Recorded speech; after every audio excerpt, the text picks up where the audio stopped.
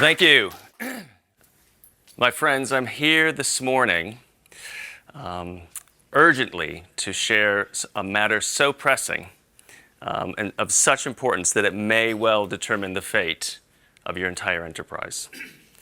I'm here to help you see, if only out of the corner of your eye, an insidious shadow, often imperceptible, slowly eroding the value in your business, bit by bit, until suddenly, like a dam bursting, it wreaks havoc on everything that you've built. Now, this menace does not announce itself with fanfare or alarm bells. It creeps in slowly, undermining and undervaluing day by day, until one day you find yourself left with a few t-shirts with your corporate logo on it and a cautionary tale to tell. Don't pay attention to this, and you are sealing a very brutal end to your ambitions. But embrace it, learn it, understand it, and you will hold in your hands the key to fortifying your legacy. My friends, this menace has a name, and its name is product market drift. Now, in order to understand product market drift, we first must understand product market fit. I think most people probably know this. The term is commonly attributed to Marc Andreessen. He wrote it in a blog post in 2007. The title is The Most Important Thing. Product market fit is the most important thing. And very simply put, product market fit is when there's a problem that your customer wants solved, and that there's a problem that you solve, and there's an intersection between these two sets of things.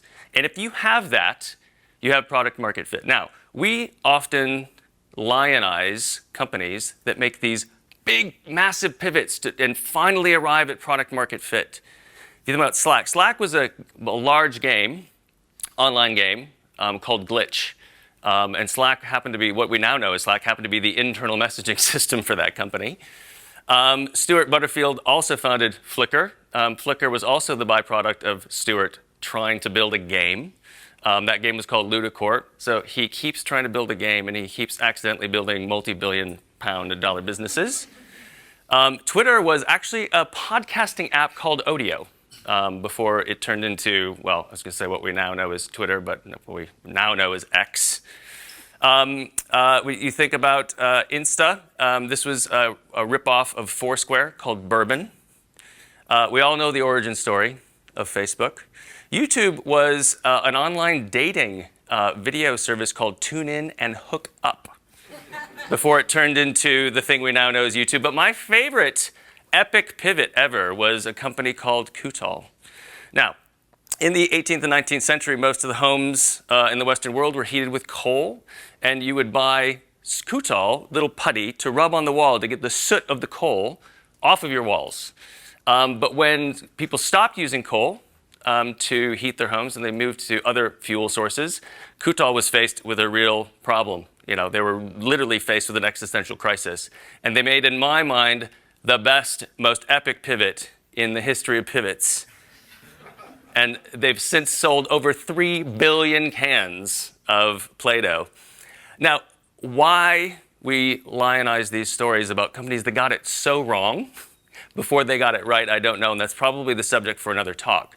But what they finally arrive, in each of these cases, they finally arrived at product market fit. Now, the good news is you're here, so you're probably working for a business that is solvent and hopefully has product market fit.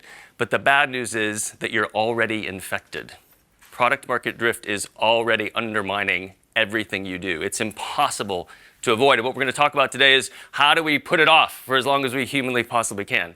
So today we're going to talk about product market drift. Now, I've been working with humans and companies for over 2 decades, and I have identified the 3 telltale signs, the 3 harbingers, if you will, of product market drift in a business. And I'm guessing that many of you will likely see some of these in your business. Now, just to be clear, what I call product market drift is the tendency over time for companies to fail to respond to the changing needs and tastes of their company, or of their customers, rather. And it kind of looks, if you were to chart this on a graph, it kind of looks like this. You lose your product market fit over time. You drift away from having product market fit. And the first of these telltale signs that you are starting to succumb to product market drift is a diffusion of focus. Now, in the beginning, we have a typical growth pattern, hopefully, of a successful business. And in the beginning, once you achieve product market fit, whether you got it out from the outset or through an epic pivot, you only have one care in the world, and that is your customer. And we should just take a moment to pause and appreciate that she has all of our attention. Her wish is our command. And we do everything we can to make her happy, such that she might be willing to exchange some value, maybe even pay us money for our product. And that's how things start. And if you have a successful product, the next thing you want to do is tell more people about it. And so you bring in a marketing team. And so you start to add stakeholders. So now you're building for your customer, but there's probably some marketing tech that you need to build and some landing pages that you probably want to build. And as this path progresses, we move on, and you might want to expand into other countries, right? And you might want to do biz dev deals in other countries, and you start to need to localize things, and you've got different regulatory things and different payment providers in different countries. And so you start to diffuse your focus away and divide it amongst many, many more stakeholders. And as you continue to grow, your original product may not be enough to drive the growth that your investors or your owners or your stakeholders are looking for. And you continue to add more and more stakeholders until at the end of this path, when you've run out of growth options, you've run out of opportunities that you can see to grow, you start trying to reduce your cost. And this now is another way of diffusing your focus. You probably need to start adding internal controls, finance systems, and your focus, which was once solely devoted to your customer, is now divided amongst tens or dozens or hundreds of different people. And anytime you do have to work on the product, you're probably maintaining legacy products and legacy code. So you have very few opportunities as you grow and become more and more successful to continue to innovate and drive that growth. So a diffusion of focus away from your customer. This is inevitable, and there's nothing wrong with it. There's nothing wrong with the marketing team, right? But it does draw your attention. It does divide your attention amongst more people. So the first driver is diffusion of focus. The second, and perhaps the deadliest of the drivers of product market drift, is inertia. And my favorite example to talk about the power of inertia is to talk about why do we have a 5-day work week. And in order to understand why we have a 5-day work week, we first need to understand why we have a 7-day week. Well, we have a 7-day week because 3,500 years ago, the ancient Babylonians looked up in the sky, they counted the planets. There were clearly 7 planets that they could see in the sky, and they took that as a sign that that's how many days there should be in a week, and that's how they decided to divide their time. Now, there were 2 challenges with this. Number one, there aren't 7 planets. There are 8, but the Babylonians couldn't see Neptune. And the second one is 7 is, if you were to pick the worst number to try and divide a 365-day year into, it would be 7. 7 is a prime number. You can't divide it by anything. It doesn't multiply into the number of weeks or months that we have in the year. It's the worst possible number that you would choose if you were designing this from scratch. So that's why we have a 7-day week. But why do we have a 5-day work week? Well, we have a 5-day work week because as the Industrial Revolution took off, people were given Sunday off to go to church. But church officials were starting to realize that church attendance was really going down, and they asked why. And what they discovered is, well, if Sunday's your only day off, then Saturday night you're going to go to the pub. It's the only night that you have to do it. So they were discovering that people were too hungover to go to church. And so they worked with the people that own the factories to say, hey, look, give them Saturday and Sunday. They can go get drunk on Friday, they can sleep it off on Saturday, and then they can still come to church on Sunday. So despite the fact that all of the science that we know says that a 5-day work week is the worst possible way of trying to run a business, we have a 5-day work week because these guys couldn't see Neptune, and these guys were too hungover to go to church on Sunday. That's the only reason why we have a 5-day work week. And by the way, I don't care what anybody says. In my heart, Pluto is a planet. So inertia is the second and perhaps the most deadliest driver of product market drift. The third is risk aversion. So as you grow, you have more and more stakeholders that you need to satisfy, and they have expectations about your growth. And you, as you grow and become more successful, certainly if you become a publicly listed business, you are rewarded for predictability. You are not necessarily rewarded for innovation or growth. You're rewarded for predictability. And the easiest path to predictability is small, incremental, adjacent steps from where you're at today. So tiny little steps. And because you need to manage these expectations and you want predictability, you fool yourself into thinking you can get predictability by putting lots of things in spreadsheets and giving them lots of scores and percentage points and how much reach do you have and how much cost does it cost to build it. And we fool ourselves into thinking that we get some level of predictability out of, in fact, this is from Moonpig. This is from a company that Peter and I worked at. You fool yourself into thinking that you can have this predictability. And you create a culture of systematic risk aversion, right? And it sneaks in. And humans don't like to lose what they have. In fact, it's it's proven many times that humans would rather, it's called loss aversion, not lose something that they have than gain something that they don't have. And that really creeps in these corporate environments as companies become more and more successful. So risk aversion is the third piece of the puzzle when it comes to product market drift. There we go. Now, the challenge is, not only is this insidious, but we used to not be able to see this happening in the times that we were at businesses because it happened slowly. It happened over a period of 5, 10, 15 years, decades. And in fact, 100 years ago, the average lifespan of a business, a very successful business, on the S&P 500 was decades, right? It was nearly 70 years. So you would not see product market drift taking hold even if you worked at a company for your entire career. You wouldn't see it taking hold. But as you can see here, product market drift is accelerating. And what in the 20th century looked like a curve like this, which we talked about earlier, I would argue in the 21st century, the curve looks a lot more like this.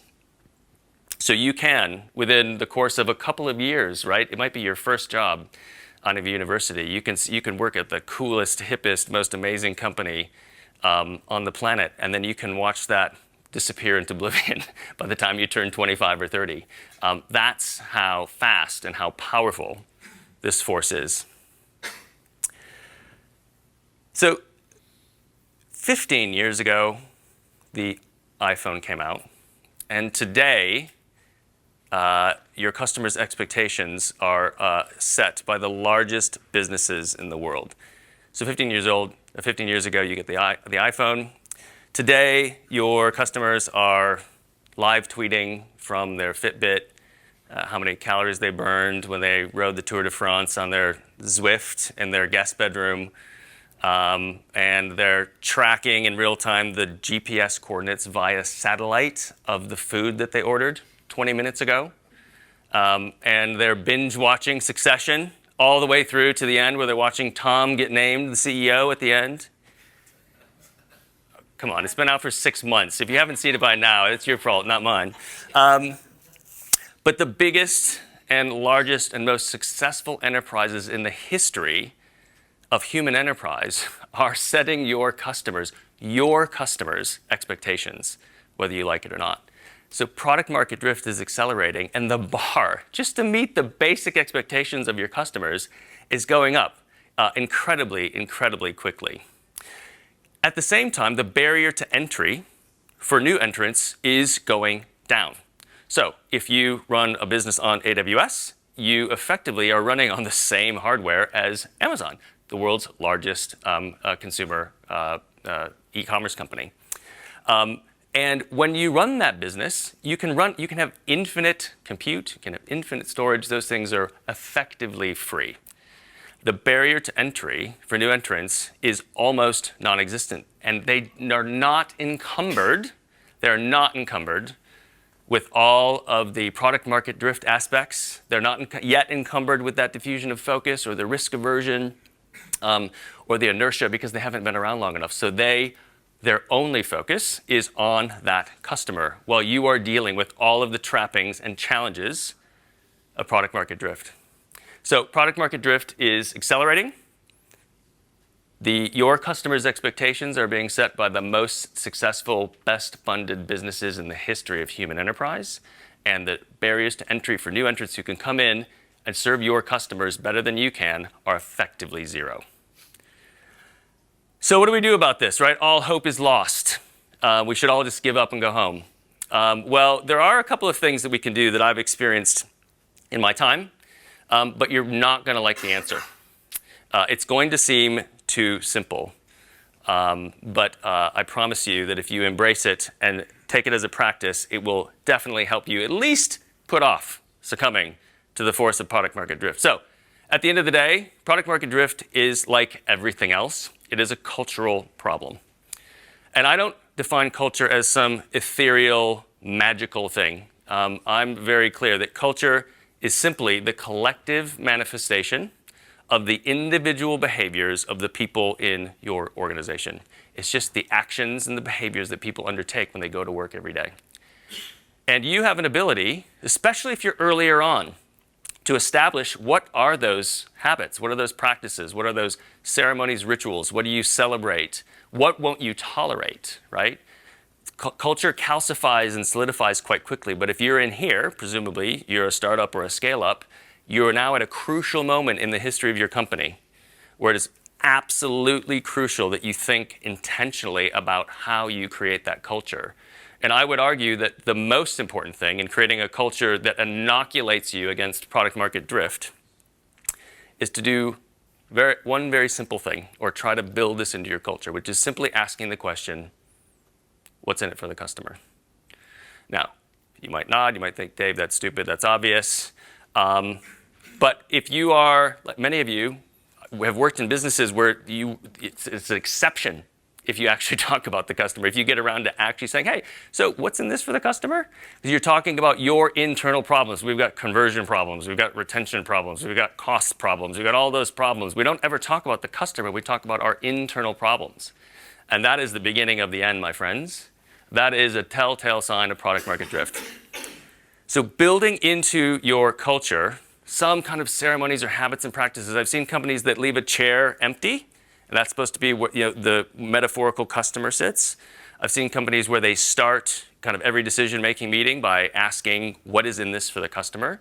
Whatever works for you and in whatever way works for your business, the power of having every employee in your business exhibit this in some way every day is amazing. It's a force multiplier, and it shouldn't be underestimated.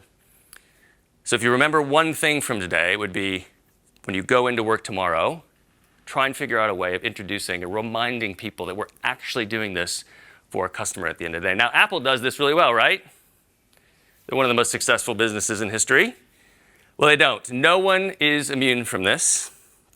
Everyone, lots of people were angry about this. Now, when they introduced this, everyone remember this, the fine days? Now, many of you say, well, Dave, they were trying to introduce new standards and they wanted to save space and the thing. That's rubbish. These things cost 30 pounds and you had to buy like 6 of them because you lost them all the time. So people were incredibly angry. This was a decision that Apple made solving Apple's problems, right? Not solving the customer's problem. They actually made it more difficult and more annoying for their customers to use their products. Evernote, very successful business.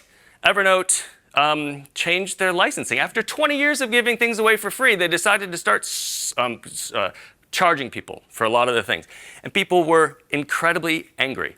And Evernote's response to the people getting angry was to say, these pricing changes reflect the significant investment of energy, time, and money that's put into offering the service, and we're committed to never relying on ads or selling anyone's data. So they're justifying this, not because they're doing things that are in the interest of the customer, because they're working hard. And by the way, there's a not so veiled threat here that they're going to start selling your data if you don't start giving them your money, right? So this, again, massively successful business worrying about making its own problems go away as opposed to continuing to solve the customer's problem. Now, I used to talk about Netflix as a company that has so far managed to escape from the trappings of product market drift, right? Even late in the day, in their kind of third generation or their third lifetime of Netflix, you would see them introduce really great little features that showed that they were paying attention, right? They clearly were watching their users, and everyone, when you're binge watching Succession and everything else, you skip the intro, but then you fast forward too much, and then you have to rewind it back, and then you fast forward it too much again. And they said, why don't we just make it easy for people to skip the intro when they watch it for the 7th time? Now, that was a year ago, but not even the great Netflix is immune from product market drift. Netflix has recently decided that their new path to growth is to treat their customers like criminals and accuse them of stealing things, and make it, again, more difficult for them to use their products. This is how even Netflix, the mighty Netflix, has fallen to the force of product market drift. Now, I'm not here to say this is easy, right? It's easy enough for me to stand up here and say this. And you'd think I was implying that this is a nice, clean, straight line, right? You've got the value you build for your customers up here and the value for the company, and you just always hit the perfect mark and thread that needle perfectly. The reality is it's going to look a lot more like this. But I would argue that even in a situation like this, people aren't asking enough times what's in it for the customer. You don't always need to do what's right. I'm not here to say that. You don't always need to do what's right for the customer. But it's important to understand when you're making a decision that maybe isn't necessarily in the best interest of the customer or isn't creating value for them. It's incredibly important to just make sure that that's an intentional choice and that you understand the trade-off. And I've worked with a lot of businesses who kind of think if you build up some debt when you make up decisions that are in the best interest of your business, and then you occasionally have to pay that debt down by doing things, creating more value for your users, right? So I'm not saying it's easy, but making it intentional and making sure that you're always asking what's in it for the customer, like I said, is a force multiplier when it comes to your culture. So what's in it for the customer? The second thing I would ask you to do or argue that's incredibly important is listening to the customer. They are screaming at you. It is easier now than it ever has been in history to speak directly with your users and understand what they care about, understand what they don't like, and understand what they find important. You can do more in an hour at your desk than you could 20 years ago spending £1 million on research, and I genuinely mean that. That's not hyperbole. There's no excuse. And I often, when I work with engineers and they say, well, I don't need to know that, I just need to go and do my thing. I say, no, everybody in the business should be understanding what your customers are saying about your products, your competitors' products, the industry, because it's so easy and it's so accessible. There's no excuse at all. And observe the customer. So the third thing that I would argue people really need to do is observe your customers. And for that, you need data. You need to have the instrumentation such that you can understand and observe the behavior of your users using your product. One question I often ask companies is, can you tell for looking at data what one of your best customers is or what a happy customer is? Because if you can't, that's probably something you should spend some time trying to understand. So it's really important. What do good customers look like? And then conversely, what do bad customers look like that you might not want? The second question is, does everyone have access to the data? Now, I'm not talking about the new data platform. Everyone's always waiting for the new data platform to get here before we can actually start looking at the data. I'm going to let you in on a little secret. The data platform isn't coming. It's not coming. It will never get here. But there's lots of data out there that you can find that's easy. It's at your fingertips. You already have access to it. You don't need to overthink it. You don't need to overcomplicate it. But you do need to make sure that everyone has access to it so that they can use it as a part of that daily decision making. Speaking of which, how do you use data in decision making? I think this is another really important tradition to build into your culture, is asking the question, what data are we basing this decision on? What's in it for the customer? What data are we basing this decision on? If you could build those two habits into your culture, you will be winning. You will be putting off the force of product market drift longer than others. So, in conclusion, if you do only one thing, if you remember only one thing from this talk, or frankly, the entire conference, it would be this. When you go into work tomorrow, find a way to build the question somehow into your culture, what's in it for your customer? Thank you.